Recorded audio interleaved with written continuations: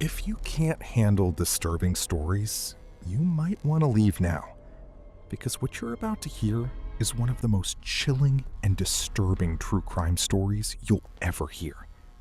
At the center of it all was a Sudanese morgue worker named Mohammed Adam, a man whose actions would leave an entire community living in fear. This story is filled with horrifying details, brutal murders, and secrets that stayed buried for years. So if you're still here, my friend, you're about to hear the terrifying story of Mohammed Adam.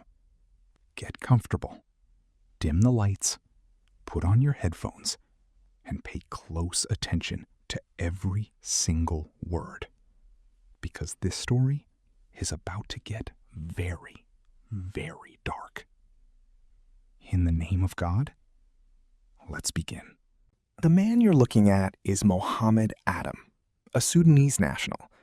Some people called him the Morgue Devil. And honestly, after hearing what he did, it's not hard to understand why. This is one of the most horrifying crime stories you could ever hear about, and it all happened in Yemen. But Mohammed Adam's story goes back much further than that. When Mohammed Adam was just 7 years old, his mother was sexually assaulted in Sudan. When his father found out, he decided to take revenge. He tracked down the man responsible, brought him back to their home, and killed him right in front of Mohammed. Then he cut up the man's body and buried the remains in a piece of land next to their house that was being used for livestock. And Mohammed witnessed every single detail. Years later, Mohammed started working in the morgue at Omdurman Hospital in Khartoum.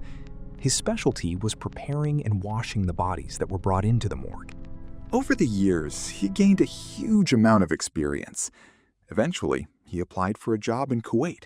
He moved there and started working at one of the country's biggest hospitals, again working in the morgue and handling dead bodies. Later, he returned to Sudan. Then, in 1995, Mohammed Adam traveled to Yemen. He got a job working in the morgue at Sana'a General Hospital. At the time, the hospital and the medical school were basically part of the same complex. And around that same period, a disturbing number of people were disappearing in Yemen. Many of those cases were simply listed as unsolved. Keep that detail in mind, because we're going to come back to it. After settling in Yemen, Mohammed Adam started doing everything he could to build relationships with the medical students. He became known around the university as someone who could get things done, and a lot of those things weren't exactly legal. One of the biggest rumors was that Adam took bribes from students in exchange for giving them human body parts for their studies and research. And sometimes he allegedly convinced students to pay him bribes in exchange for helping them pass their exams. He claimed he had connections with the doctors responsible for their grades, and that he could pass the money along to them. But according to the investigation, none of that was actually true. Adam also sold students recordings of lectures. He was able to get the tapes through illegal means and then sell them to students who had missed the classes. Basically, he had figured out how to make money from all kinds of illegal favors, bribes, unauthorized materials, and whatever else students were willing to pay for. But compared to what came next, all of that was nothing. In 1999, an Iraqi medical student named Zainab was studying at Sana'a University. She had heard from other students that she could pay Mohammed Adam a bribe at the morgue and get human specimens from him. She had also heard that he could supposedly help students pass their exams. Zainab paid Adam, but after taking her money, he started avoiding her. She went back to him several times, but he kept putting her off. Then one day, Zainab needed something for her studies. She needed a model of a human skull. Not a real skull, just a plastic model that she could use for research and study. So she went back to Adam and asked him if he could get one for her. Adam brought Zainab inside the morgue. At some point, Zainab became frustrated and threatened to expose him over the bribes if he didn't do what she had asked. And that's when Mohammed Adam decided to do something horrifying. He decided to do to Zainab what he had allegedly done to other victims. First, he killed her. Then, he cut her body into numerous small pieces. He preserved some of the remains inside glass containers.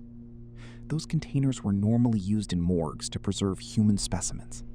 They contained a special liquid designed to preserve human tissue for long periods of time. That part, by itself, wasn't unusual. But what Adam did with those containers was, he got rid of the rest of Zainab's body. Even the bones disappeared. Adam had apparently developed his own chemical mixture, a substance that could break down human tissue and bone until almost nothing was left. After killing Zainab and getting rid of her body, Adam simply went back to work. He sat outside the morgue as if nothing had happened. Meanwhile, Zainab's father started getting worried. His daughter was taking much longer than expected, so he contacted one of her friends to find out what was going on. That's when he learned that Zainab had told her friend she was going to meet Mohammed Adam to buy a human skull model. Zainab's father immediately went to the morgue. He confronted Adam and asked him about his daughter. Adam denied everything. He claimed he had never seen Zainab. He denied that she had ever come to him, and he denied that she had asked him for anything. But the way Adam was talking made Zainab's father suspicious. So he went to the police. He filed 2 reports. The first was about Zainab's disappearance. The second accused Mohammed Adam of taking bribes from Zainab and other students. The police arrested Adam and questioned him for a long time, but there wasn't enough evidence to hold him, so he was released. And he went right back to work as if nothing had happened. Until one of Zainab's friends discovered something. She found Zainab's bag hidden inside the morgue. She immediately notified Zainab's father. She contacted the police, and she also informed university officials. The police rushed to the morgue, and this time, they arrested Mohammed Adam again. The fact that Zainab's personal bag was hidden inside the morgue was a major piece of evidence. Adam was questioned again, and this time, everything changed. He confessed. He admitted to the crimes he had committed, and he explained how he had done them. But the shocking part was that his confession wasn't limited to Yemen. He also confessed to crimes he had committed in Sudan and Kuwait. While investigators were questioning Adam, police officers searched the morgue for evidence, and what they found was horrifying. They discovered large quantities of human remains. There were unidentified body parts preserved inside glass containers. There were human remains scattered throughout the morgue, and investigators couldn't immediately determine who all of those remains belonged to. Then, Adam made an even more horrifying confession. He claimed he had killed 16 female students in Yemen, and he said he had killed them in basically the same way. Many of those disappearances had previously been treated as unsolved cases. There were no bodies, no evidence, and no clear explanation for where the victims had gone. Then, Adam confessed to his first murder in Yemen. It involved his girlfriend. She loved him deeply, and she was pregnant with his child. According to Adam's confession, she had helped him sell jewelry belonging to his victims. After killing women, he would take their jewelry and give it to her. She would sell it and bring him the money. But one day, they got into an argument over money, and Adam decided to kill her. He murdered her.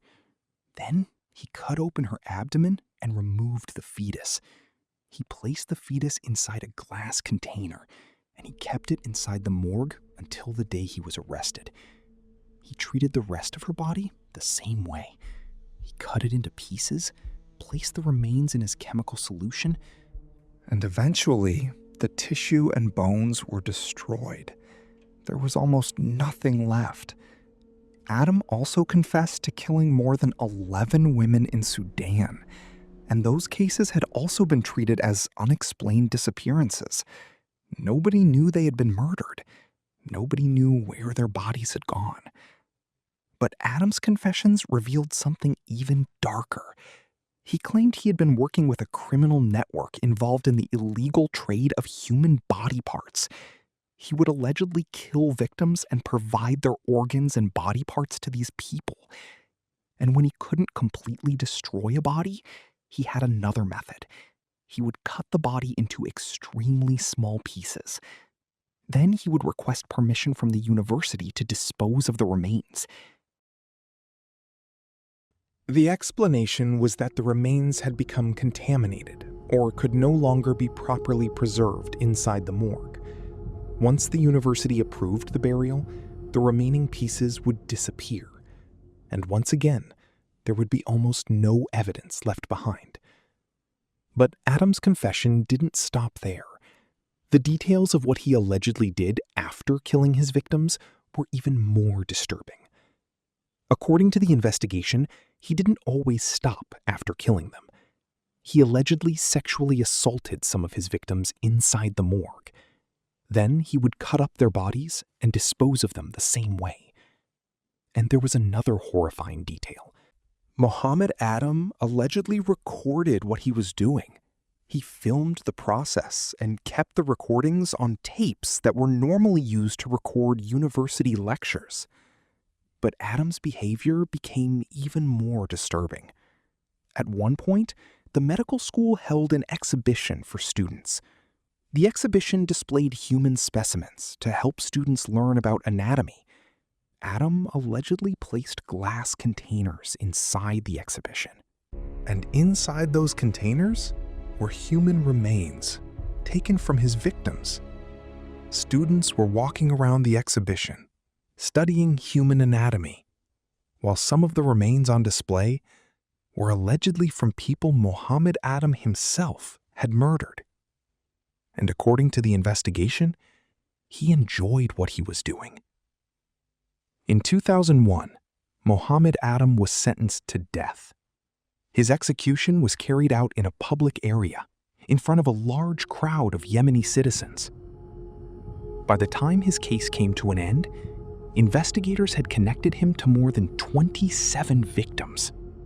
More than 27 people whose lives were allegedly taken in the same horrifying way.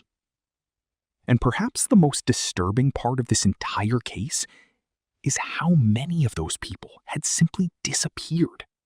No bodies, no answers, no explanation, until Mohammed Adam finally confessed. A man who worked around dead bodies every single day and allegedly turned the morgue into a place where his own victims disappeared forever. And that is the story of Mohammed Adam, the man some came to call the Morgue Devil. Good night.